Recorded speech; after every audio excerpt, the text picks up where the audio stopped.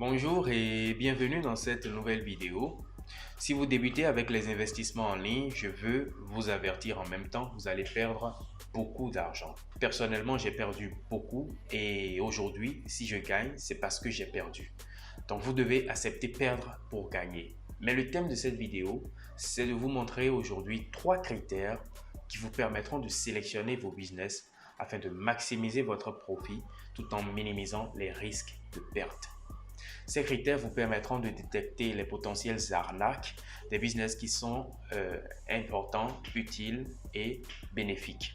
Ces 3 critères sont la fiabilité, la viabilité et la rentabilité. La fiabilité consiste à aller rechercher des éléments qui légalisent, qui crédibilisent le business dans lequel vous souhaitez investir. Autrement dit, vous irez chercher si le business a une représentation légale dans un pays.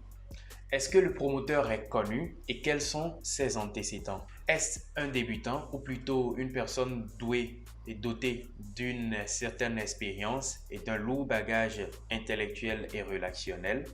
Lorsque vous faites ces recherches et que vous constatez déjà qu'il y a beaucoup de non-dits ou de fausses informations qui servent de propagande à ce business, c'est déjà un signe alarmant. Vous devez rester à l'écart ou si vous devez investir, investissez le minimum possible parce que le risque pour qu'un tel business scam est très élevé. La plupart des scams font du marketing sur la base de fausses informations et de faux documents.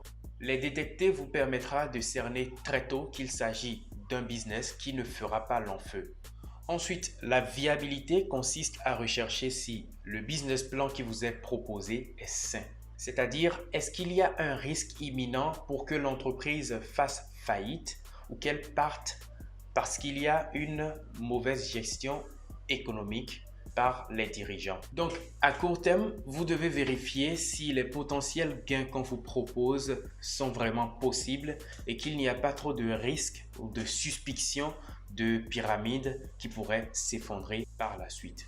En résumé, pour savoir si l'entreprise ou le business dans lequel vous vous apprêtez à investir remplit ce critère de viabilité, il faut nécessairement vérifier si l'entreprise pourrait exister pendant longtemps, sur une longue période allant au minimum jusqu'à 5 ans. Si ce n'est pas possible, je vous recommande très fortement d'avoir un plan de sortie. C'est-à-dire, vous investissez certes, mais vous savez, vous êtes conscient du fait que ce business pourra disparaître à tout moment et donc vous prenez votre disposition pour sécuriser au plus vite votre capital. Et pour finir, la rentabilité. Je pense qu'il est inutile de rappeler que plus un business est à risque, et plus le niveau de rentabilité est élevé. Et inversement, moins il y a de risques, moins il y a de retour sur cet investissement. Vous devez comprendre qu'un investisseur, c'est avant tout un preneur de risques. C'est quelqu'un qui sait qu'il va perdre de l'argent si tout se passe mal, mais qui sait aussi qu'il gagnera de l'argent si ça se passe bien. C'est pour ça que vous devez toujours rechercher les business qui sont très rentables, mais qui présentent moins de risques. C'est déjà la fin de cette vidéo. Merci de l'avoir suivi. Si vous avez aimé, n'hésitez pas à partager avec vos amis qui viennent de débuter en investissement.